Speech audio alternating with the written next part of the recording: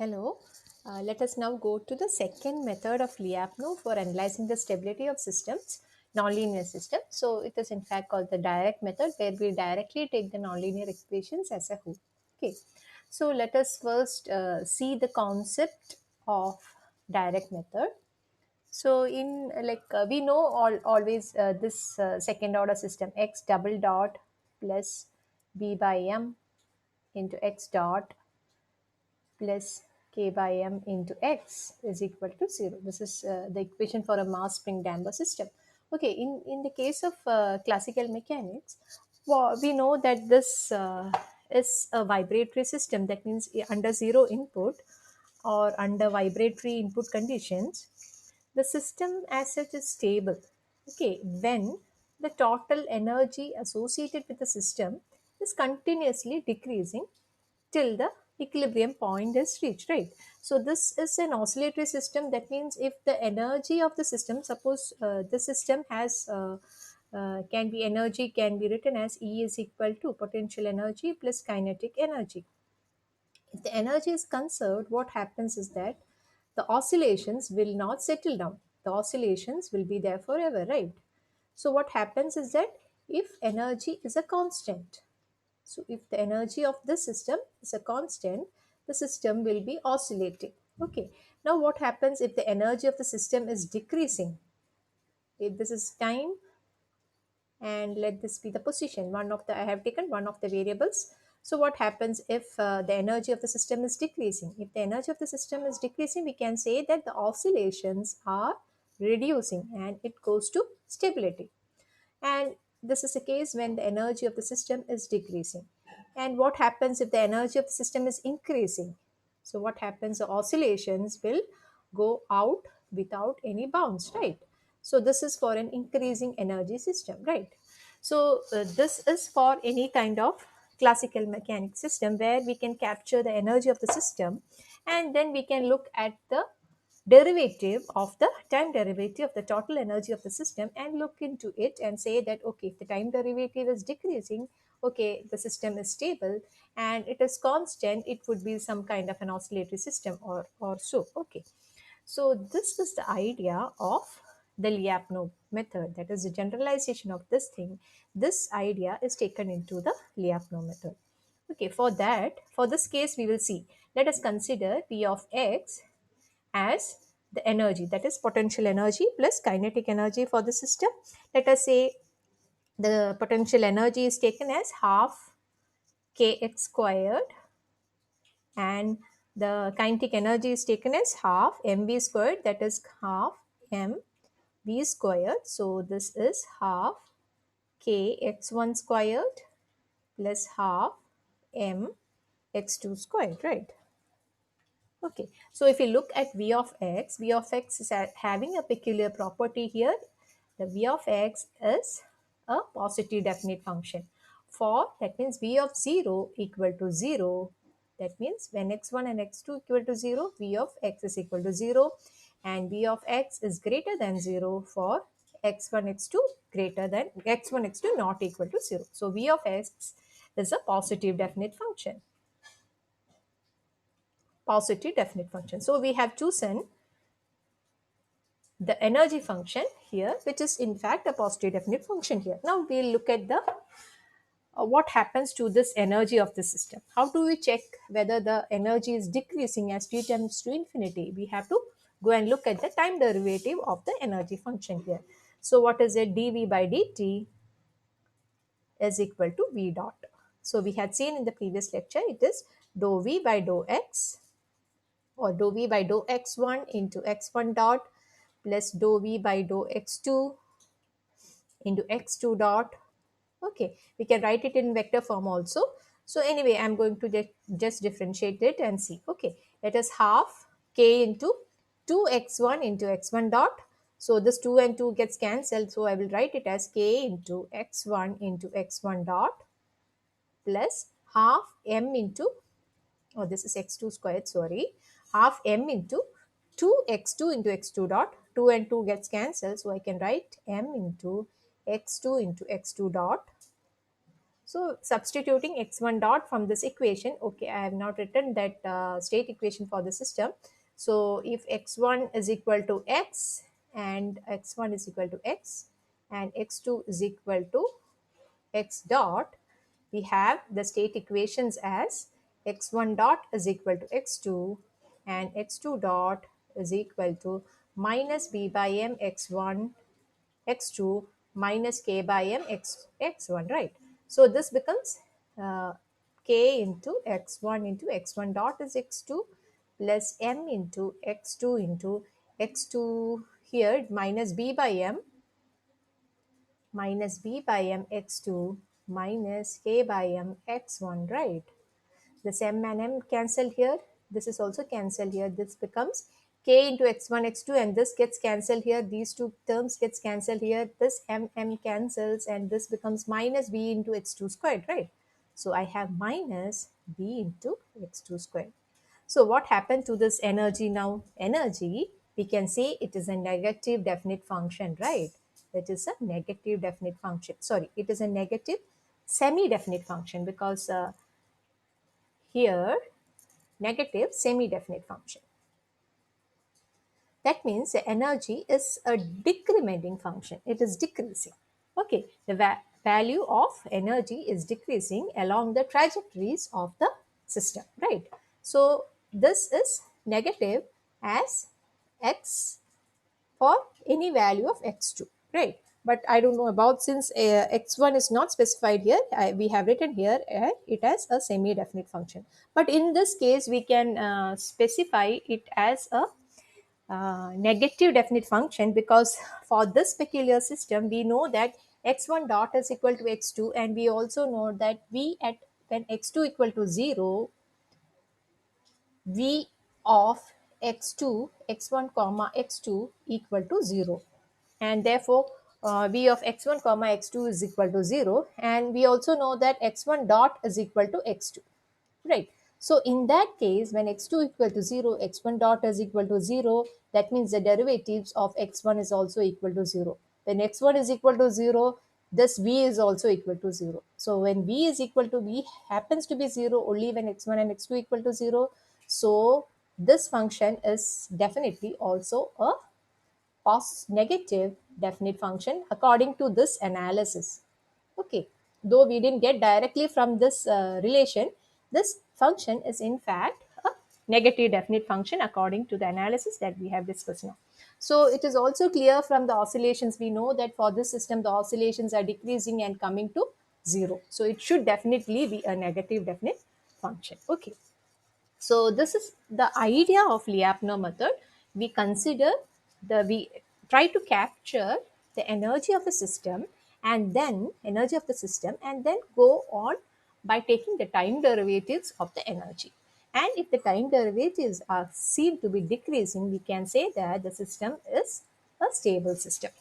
So this, in fact, it is difficult to capture in most of the system. It is difficult to capture the energy of a system, right? So in that cases, what happens is that we define some fictitious function or fictitious energy function to circumvent this difficulty, right? So let us consider an energy function here.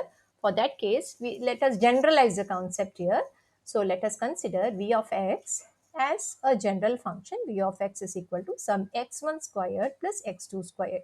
So what is the property of this function?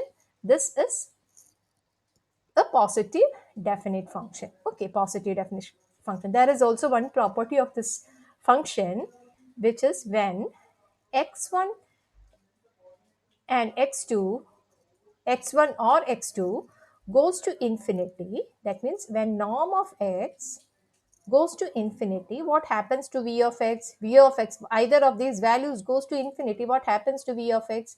V of x is also going to infinity. That means this is also a radially unbounded function. Radially unbounded function. So we need this term at a later stage. That's why I have given this definition also in between. The function whatever I have taken here is called a radially unbounded situation when it satisfies these two conditions. When the norm of x, that means when x1, x2, x1 or x2 goes to infinity, that means the norm of x goes to infinity, then v of x also goes to infinity from this equation. This type of functions are called radially unbounded functions. Okay. Then v of x is called a radially unbounded function. Okay. So now let us see, like what is this function? This is just like a parabola. X1 squared is just like a parabola, but x1 squared and x2 squared, what will it look like? It is just like a cup shaped, it has a cup shaped form, right? It is like a bowl which is kept on top of the x1 x2 axis, just like this, right?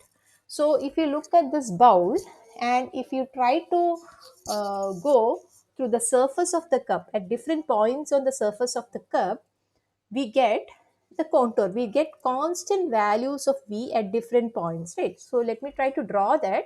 So if I try to draw a curve to this point, we can say that this is the loci of constant energy. Okay, this is the points where we have constant energy. I can also plot another curve here on this cup. So this is another curve where we have another energy V. Let me call this as V1. Let me call this as V3. Let me call this as V2. And I'll also take one more energy here, constant energy curve here. This is V3. This is V1. Okay, so we can see if, as looking at the V axis, perpendicular axis, we can see that the energy V3 is greater than V2 and it is greater than V1. That means V3 is greater than V2, which is greater than V1. That means the trajectories has to move in this direction. Like that means the energy is decreasing in the downward direction. Suppose I have a trajectory, the trajectories has to move towards a lower energy path, right?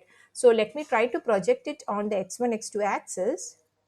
So this is V1, this is V1, this is V2,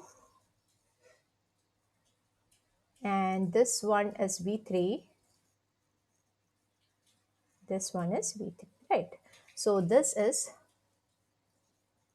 V3, V2, and this one is V1, right? Suppose I have a trajectory on this curve, on this plane, which is coming like this. I have a trajectory somewhere here, initial condition here, and it is moving like this. And slowly, slowly, it is going to the 0 point. So what can you see, what can you understand from this trajectory and the V curves here? We can see that the trajectory is cutting the V curves and trying to reach the equilibrium point. That means it is moving from the higher energy level to the lower energy level, right? Lower energy level of the system. That means if you look at V, the V is decreasing. The values of V along this trajectory is decreasing, right? And finally, it is coming to the equilibrium point. This is the idea. In fact, this is in fact a pictorial representation of what we have seen here. This is the decreasing energy direction, and these curves also show that it is decreasing along the trajectories of the system. Suppose I have a trajectory from here x0 somewhere here, and it is going like this. It is going like this. What happens? It is moving away from the moving against the energy path. That means it is moving in the direction of increasing energy, right? So it is crossing V1, V2 and V3. So E is increasing for the system. Here what happens? The energy is decreasing for the red color curve, right? So this is the generalized idea of Lyapunov system. The only thing that we have to see that V of x, if we define an energy function V of x, if derivative of V of x is decreasing, we can say that this becomes a stable system. Okay, now we will go and see the formal definitions for stability using the direct method of Lyapunov. Okay. So this is the formal definition for stability. So consider an autonomous system x dot is equal to f of x, where f of 0 is equal to 0. Okay, so we consider a small region near the initial point, right? So what happens is that we have to define a function v of x which is positive definite, and v of x has to have continuous partial derivatives with respect to all the compound. That point is also important. If v of x is not cannot we cannot take partial derivatives of v of x, or v of x is not a continuous function of x, what happens is that we won't be able to make the analysis for the system. Okay, we won't be able to take dou v by dou x1 dou x2 like that. So it should be we should be able to take continuous partial derivatives with respect to all the components of x. Okay, all the components of x, that means x1 x2 etc up to xn. Okay, so we have the definitions for stability. That means the system is stable if the derivative of the energy function is a negative semi-definite scalar function. That means it is a negative semi-definite scalar function. It is asymptotically stable if it is a negative definite scalar function. And the final one is globally asymptotically stable, where there are two conditions for this. It should be asymptotically stable, as well as v of x should be radially unbounded. That means as norm of x tends to infinity, v of x also has to go to infinity. So that is the condition for global asymptotic stability. Stable means, that means the trajectories have to, once it starts from an initial point, it has to lie within an epsilon ball. So it should lie within an epsilon ball. Then the system is a stable system. What about asymptotic stability condition? All the trajectories has to the trajectory has to come and reach the equilibrium point. So that is about asymptotic stability. So for that case, we have to have v dot of x to be a negative definite scalar function. Whereas for global asymptotic stability, that means it should be true for any initial condition. So it should be true for any initial condition. So for that, an additional requirement is, other than that of asymptotic stability, is that the function v of x should be radially bounded. The system should be asymptotically stable, as well as v of x should be radially bounded function. Okay. So let us see examples for each term, so that we will get a more clear idea of the stability. Okay. So we will see the stable condition. For that, in order to see a stable condition, we will see a pendulum without friction. So we have to show that it is a negative semi-definite function. So we know that a pendulum without friction will be oscillating between 2 points, right? So between 2 points A and B, that means the energy is a constant here.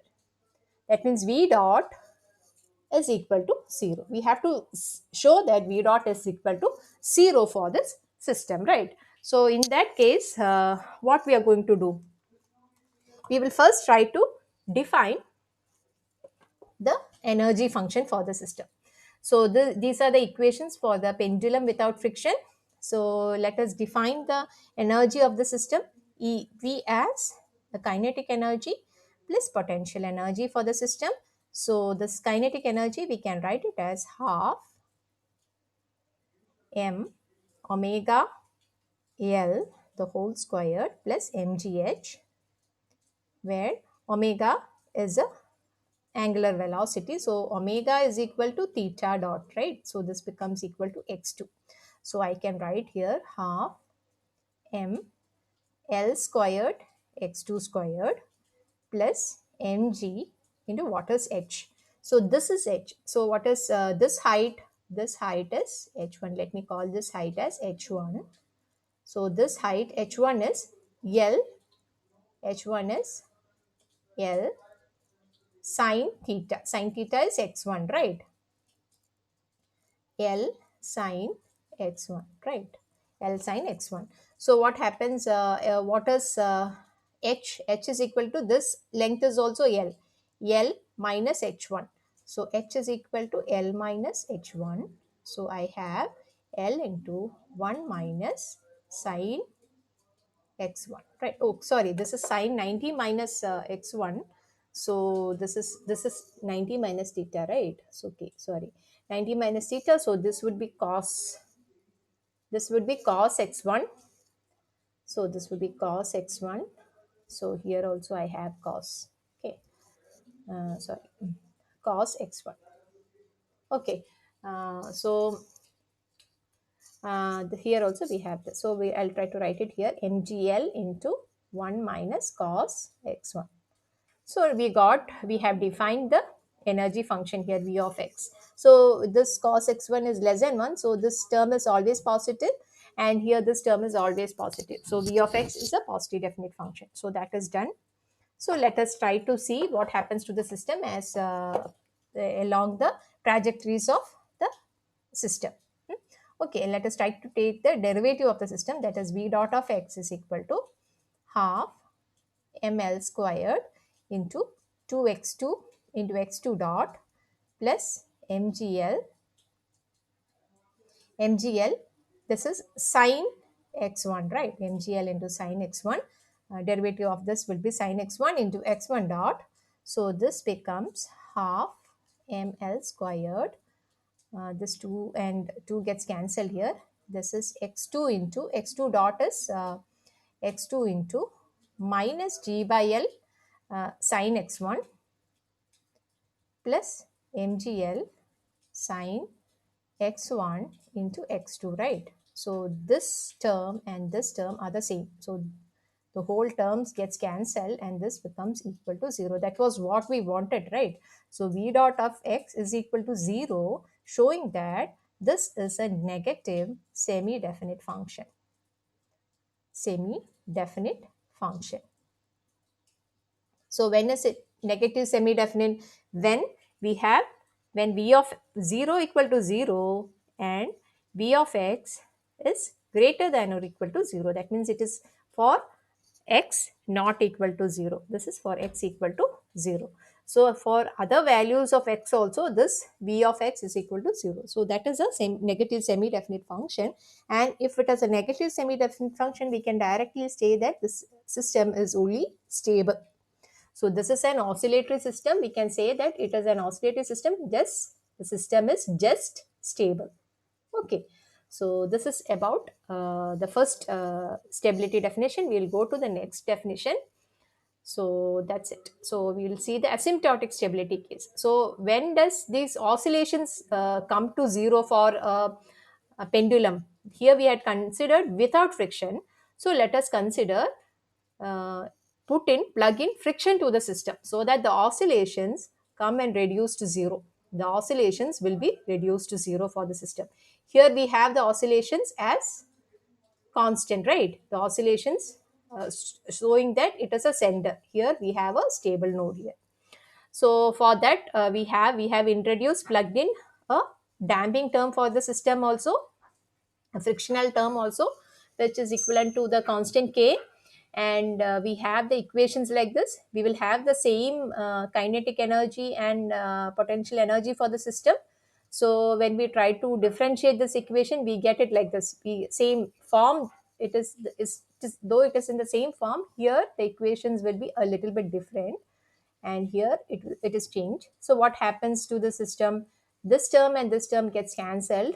This term and this term gets cancelled, but we come with this term alone here, minus k by m into x2 squared. Here x2 and x2 squared is there. So minus k by m into l is also there. Sorry, k by kl squared into x2 squared. M is not there. Sorry. Okay, so this is the system. So what does the system say? We have got a negative here also. We have got a negative semi-definite function here, showing that the system is only stable, right? Why is it a negative semi-definite function? Negative semi-definite function because here I don't have information about x1. So for any value of x1, this is a negative value. So that is why it is a negative semi-definite value. Even for x1 is equal to 0 also, this function is negative. Okay. So That is why this is a negative semi-definite function. But here what happens is that we have more information for the system, because we know that x1 dot is equal to x2, and also x2 is equal to 0 when when x2 equal to 0, v of 0 is equal to 0. At that point x1 is also equal to 0. So when x2 equal to 0, x1 dot is equal to 0. What happens? X1 dot is equal to 0 means x1 is equal to, that means the derivatives of x1 is equal to 0, right? X1 is a constant there. So that means x1 equal to 0 at this point, and v of 0 is equal to, since v of 0 happens to be 0 when x2 equal to 0 alone, we can say that x2, then v of 0, v dot of 0 happens only at x2, and x1 and x2 becomes equal to 0. So that is the condition there. So we can consider this as a special case and say that this system v dot of x is a negative definite function. Okay, only because we know about the system. Okay, so otherwise we won't get much information about the system. That is the difficulty, that is a major difficulty with this Lyapunov function. Even if we choose a very good Lyapunov function, sometimes we won't get what we want. We were expecting sorry, we were expecting to get a negative definite function directly, but here we could not get in spite of choosing the energy, total energy of the system. Like if you do some corrections in this function, we may get a proper negative definite function. Okay, so this shows that all the theorems based on this Lyapunov function, they provide in fact sufficient conditions. Okay, but in no way they are providing the necessary conditions for stability. Okay, so it is the sufficient condition. Okay, suppose I get an asymptotically stable system, then I can say that okay, the Lyapunov function whichever I have chosen is good enough. Okay, but if I get a stable system, I cannot say that okay, the system is only stable and then end up my analysis there. Okay, so here that is the difficulty with the Lyapunov function. Anyway, in this case, we know that this becomes a negative definite function, and the system is asymptotically stable, and the system is asymptotically stable. So we have also I have also put in some questions based on some problems based on some nonlinear systems or and linear systems where we get directly asymptotically stable systems. Okay, so that you will get a more intuitive understanding of asymptotic stability condition. Okay, so now we will go to the third definition, which is called globally asymptotically stable condition. In that case, we have to show that the system is already asymptotically stable, and in addition to that, we should have v of x tending to 0 as norm of x tends to infinity. Here also we get the same procedure. Here x1 dot is equal to x2 and minus x1 minus x2 squared. Here also we can choose v of x is equal to x1 squared plus x2 squared. So I'm just directly choosing this. If we choose proper v of x, we may get a better result. So we can take v dot of x as equal to 2x1 x1 dot plus 2x2 x2 dot. So this becomes 2x1 into x1 dot is equal to x2 plus 2x2 into x1 dot is equal to minus x1 minus 2x2. So this term and this term gets cancelled. So we end up with right now minus 4 x2 squared, right? Minus 4 x2 squared, which shows that this is negative semi-definite. Semi-definite. So here also we can use the same analysis only because we have chosen this term like this. X1 dot is equal to x2, and we have here in terms of v dot of x in terms of minus 4 x2 squared, and say that the system is asymptotically stable, and we can say that asymptotically stable using the same analysis as done below, using the same analysis that we had done above. Okay, I'll just write it down here. Okay, same analysis that we had done above. Had done above. Okay. Okay. Now, let me tell you, we have not come to the actual definition here. We have only shown that the system is asymptotically stable. Given a system to be asymptotically stable, what is the condition for the system to be globally asymptotically stable or asymptotically stable in the large? So the condition here is that v of x has to go to infinity as norm of x goes to infinity. So the v of x that we have chosen here, that is this, in fact, it is clear that v of x goes to infinity as norm x goes to infinity. So this shows that this function v of x is radially unbounded. Radially it is unbounded. So we can say that this system is globally asymptotically stable. Okay.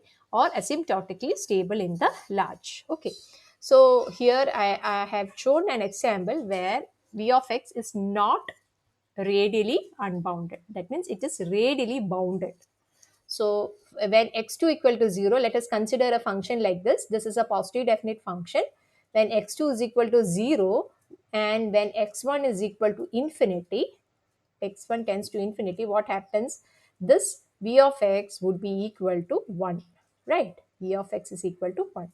That means v of x is not going to infinity in this case. So v of x is radially bounded. Even though x1 is going to infinity, this is a v of x curves. Let this be v1, v2 and v3. So what happens? Even though x1 is going to infinity here, see x1 is going to infinity here, what happens to v of x? V of x is bounded by 1, some value, a very low value as 1. Okay. So what happens if I have some trajectory somewhere here and this trajectory is going to infinity, this v of x, since it is unbounded, so it can take our trajectories to infinity. So that is a problem with radially bounded cases. So that is why this constraint has been given for asymptotically, globally asymptotically stable conditions. In the asymptotically stable condition, this constraint we are not giving because we are only concerned about any initial condition. We have to give them only any initial, one initial condition to show that the system is stable. Here what happens is that we have to show it for all the initial conditions. So that is why it has to be radially unbounded. Okay. So now we will go to the last definition of stability, which without instability, without defining instability, the whole analysis would not be complete. So this is just the reverse of what we had seen there. So here this instability theory was developed by Chetev. Chetev, it is called as a Chetev instability theorem. So here we define the similar case. We define a function w of x, which is a positive definite function, and it also has continuous partial derivatives with respect to all the components of x, and also, and what should be the condition for instability? We know that the energy function should be an increasing function. So v dot of x is a positive definite or positive semi definite function. Then the equilibrium state at the origin is unstable. Okay. So that is about instability. So let us try to do this problem. So x1 dot is equal to x1 cubed. So let us define v of x as equal to x1 squared plus, I will choose this, x1 squared plus x2 squared. So v dot of x is equal to 2x1 x1 dot plus 2x2 x2 dot. So this becomes 2 into x1 dot is equal to x1 cube minus x2 plus 2x2 into x1 plus x2 cubed. So this term and this term gets cancelled, right? This term 2x1 x2 and minus 2x1 x2 gets cancelled. So what is remaining is 2 x1 raised to 4 plus 2 x2 raised to 4, which shows that this in fact is a positive definite function. So this is a very strong theorem.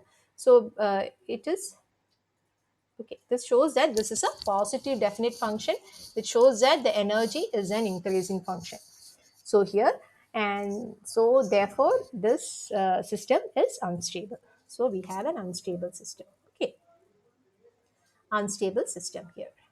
Okay, so now we will finally end up with one problem here where we will see uh, I will try to define some energy functions here, Lyapunov functions here.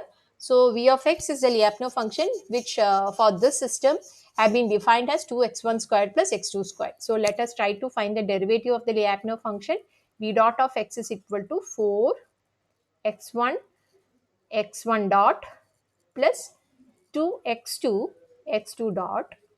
So this becomes equal to 4 x1 into x1 dot is equal to x2, right? X1 dot is equal to x2 plus 2 x2 into minus x1 minus x2, right? Minus x1 minus x2. So this becomes equal to 4 x1 x2